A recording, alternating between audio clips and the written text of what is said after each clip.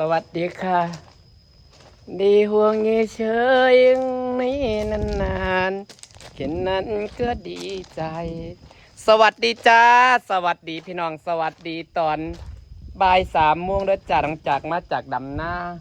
หลานก็เลยสิมาทางหญ้าต่อทางหญ้าขอบผู้เอาเนาะทางหญ้าเพื่อที่จะทำให้ต้นไทรเกาหลีเราโตเร็วๆแล้วก็สิตัดมังหุงต้นกลางนี่ออกเพื่อให้ความบางเพื่อให้ต้น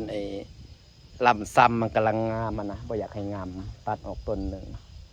พอมังหุงกับกระปิกกระปอยบ่ค่อยเป็นแล้วแหละสิไปดูแลมังหุงพุ่นแหละไปกิน ว่าเอาอันนั้นไปลาดอยู่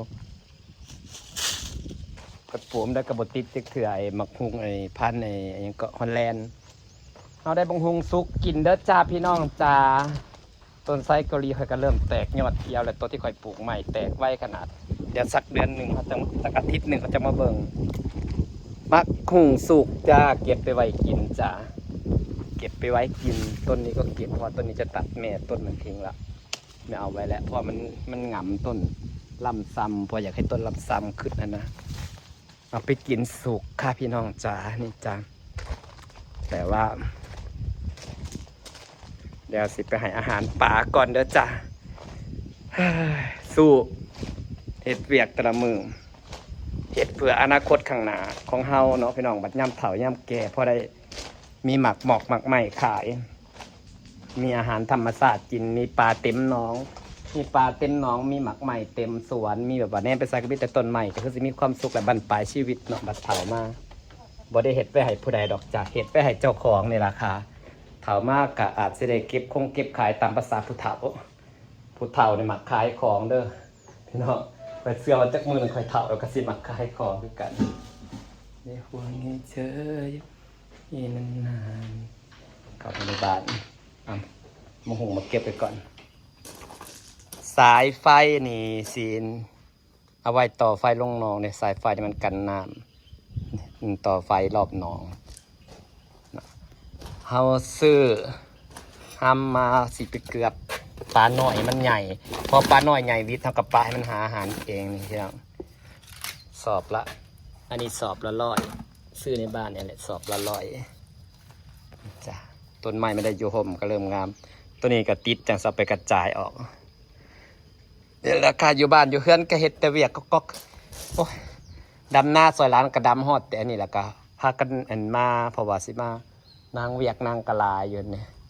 นางทางหญ้ารถเข็นนางยังจอดเจ้าสู้ๆค่ะนี่ค่ะนี่เวียกนางนะบอกพี่น้องเห็ดซุมือก็ยังบ่แล้วหญ้านี่ก็เพื่อสิทางแล้วสางเอามือทางไปนำสางไปนำแต่เอาห้ามไปเกลือปลาก่อนนะจ๊ะห่วงเฉยนานๆนั้นก็ดีใจไปเบิ่งปลาน้ำกันจ้าพี่น้องเมื่อกี้ให้อาหารไปแล้วให้อาหารปลาหน่อยต้นลำซ้ำนี่ตั้งงามเลยเนาะต้นมะฮุ่งบังมันเลยบอกงามปัดได้ข่อยบอกข่อยซะต้นมะฮุ่งออกต้นมะฮุ่งมันบวมแล้วมันตายซะต้นนี้ออกต้นกลางออกให้มันเหลือไว้3 ต้นพอมะฮุ่งพอจะได้กินก็พอแหละเผื่อภัยดอกนี่ต้นลำซ้ำข่อยงามข่อยต้องรักษาไว้งามไปดีนะพี่น้องการเฮาเลี้ยงไว้ขายต้นไส้นี่นะจะขายได้ประมาณ1,500 ถึง 2,000ว่ามันเป็นราคาต้นลำซ้ำขนาดเฮาซื้อนี่ซ้ำกิ่งนี่นะซ้ำกิ่งนี่นะ180 บาทอันนี้นั่งเลี้ยงจากกิ่งน้อยๆต้นไม้ทุกอย่างอยู่ต้นนี้นั่งบ่เคยปลูกใหญ่พี่น้องเพราะนั่งลดค่าใช้จ่ายของนั่งเองอย่างต้นมะลิซ้อนนี่กะกิ่งเดียวตอนนั้นมาเริ่มปลูกนะพี่น้องนะจะเห็นอย่างเห็นบ่ไส้เกาหลีนี่เบิ่งเด้อไส้เกาหลีนี่เห็นบ่ปลูกตั้งแต่ไส้แบบนี้เลยเพราะว่าลดต้นทุนในการซื้อนะอันนี้กะราคาเบี้ยละจริงๆราคาต้นมันต้นละ4 บาทแต่ว่าค่าจัดส่งมันสิแพงหน่อยรวมๆค่าจัดส่งเลยตกเบี้ยละ7 บาทเขาก็เอามาเลี้ยงเอาเฮายังซ้ำบ่เป็นเฮามาเลี้ยงเอาแต่เลี้ยงเอามันใหญ่ไว้เห็นบ่เพราะนางเป็นคนดูแลดีบางเศร้านางก็รดน้ำเพราะว่านางยามันตายนี่เห็นบ่มันเริ่มแตกยอดแล้วแตกไว้ได้ดอกปลูกแล้วก็เริ่มแตกยอดเต็มเลยเลี้ยงจากน้อยๆแบบนี้จนได้แบบนี้ เห็นบ่เบิ่งพี่น้องเลี้ยงจากนี่เลี้ยงจากน้อยๆจนงามเขียวแบบโอ้ยแนมและสดชื่นตาเห็นบ่ต้นไทรเกาหลีเลี้ยงจากน้อยๆแบบที่ให้เบิ่งเมื่อกี้นี่น้อยๆแบบนี้เด้เห็นบ่ปัจสุดท้ายนะถ่วมหัวงามแฮงพี่น้องเพราะว่านางเป็นคนที่ปลูกอย่างนี้นางใส่ใจนางแพงแฮงแพงต้นใหม่อย่างต้นลำซ้ำเนี่ยราคามันแพงเขาต้องทนุถนอมมัน ต้นนี้ก็สิมันสิเป็นสันเนาะสันงามหรืองามบ่พี่น้องงามเนาะงามแต่อันนี้จะเป็นต้นดอกแก้วต้นดอกแก้วก็เลี้ยงแต่ง่ากิ่งเดียวพี่น้องเห็นบ่ต้นหมากเลี้ยงแต่น้อยๆอย่างเช่นต้นหมากก็เลี้ยงแต่น้อยๆนี่พวกนี้ใหญ่หมดแล้วต้องติดไฟส่องและแสดงงามแบบนี้เอาดักเอาออกไปแล้วให้มันเป็นใส่ต้นนี้ดาจังหาเงินซื้อสีมาทาก็ดีกันเนาะน้ำสิบเป็นกาดน้ำสิบเป็นขี้ไข่แต่ว่าตอนนี้หาเงินก่อนสีกับแพงๆถังละ2,000นี่มาเบิ่งป่าหน่อยความมันหลายแหง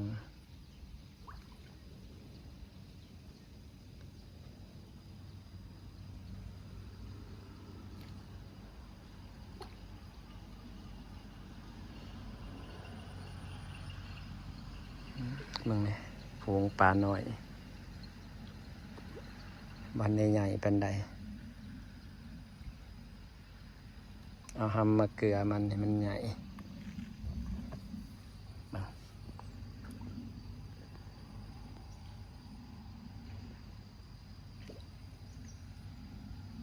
ต้องพูดแตกแซวๆอย่างมีลูกปลานิลนำลูกปลาตะเพียน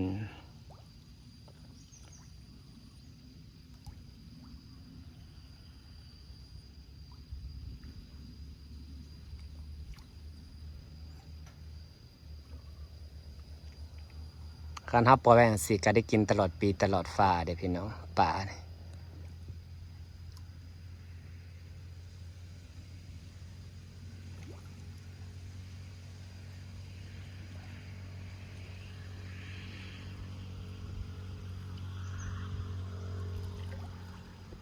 สะออนบ่ลูกปลาพี่น้องแตกเซลอยู่โพดบาลาย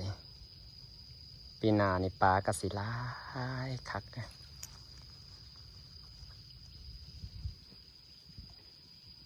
แตกเซลอยู่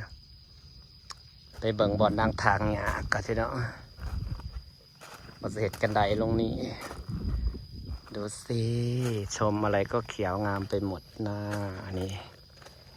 อะไรก็ดูสวยไปหมดเลยจ้าวันนี้ตลาดจะกินเมี่ยงนั่งบุคคลหมักกินเมี่ยงปลาเผาได้ไหมหมักกินเมี่ยงหมูยั่วๆติดซื้อของเห็ดเมี่ยงหมูกินก่อนนะตอนเย็นกินคนเดียวชิวๆนะคะกินคนเดียวชิวๆนี่เห็นบ่ปลูกตั้งแต่กิ่งซ้ำนี่ปลูกแต่ซ้ำนี่อันนี้อายุ2 ปี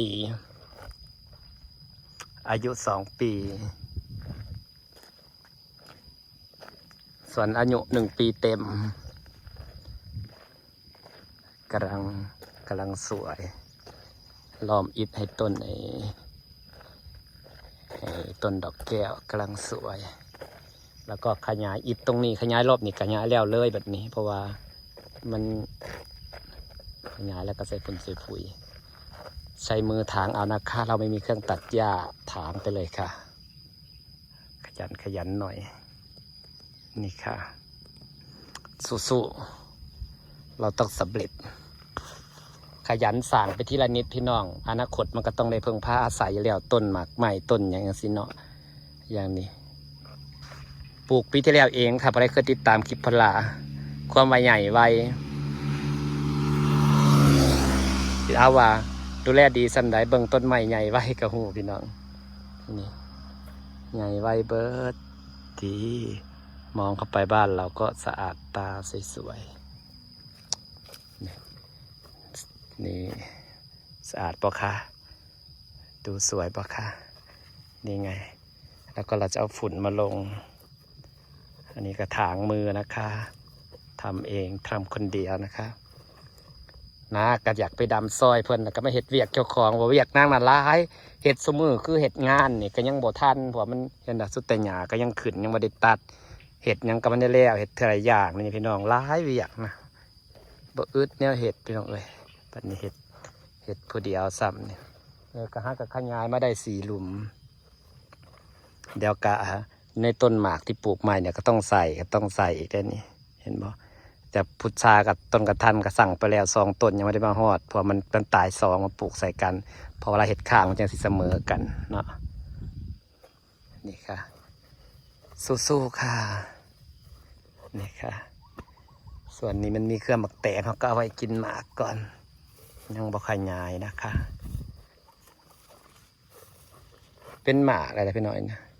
ต้นนี้ยังบ่ได้แตกยอดจะจุลินทรีย์มาลดอีกก็ยังไม่ได้กินต้นอื่นน่ะแตกยอดยาวเลยเขียวสดชื่นบอกครับพี่น้องจ้านี่จ้าคิดเอาว่าเวียกนั่งแต่ละมือน่ะลายแห้งพวกดูแลต้นไม้นี่ก็เพื่อสิทั่วถึงมันเศร้านี่ก็หดน้ำแต่ฝนบ่ตกก็ต้องหดน้ำเพราะว่าเขายังให้ต้นไม้เขาสมบูรณ์แล้วก็เขียวแล้วก็สัดไว้เพราะว่ามันอันนี้เนาะพอเขาใส่ปุ๋ย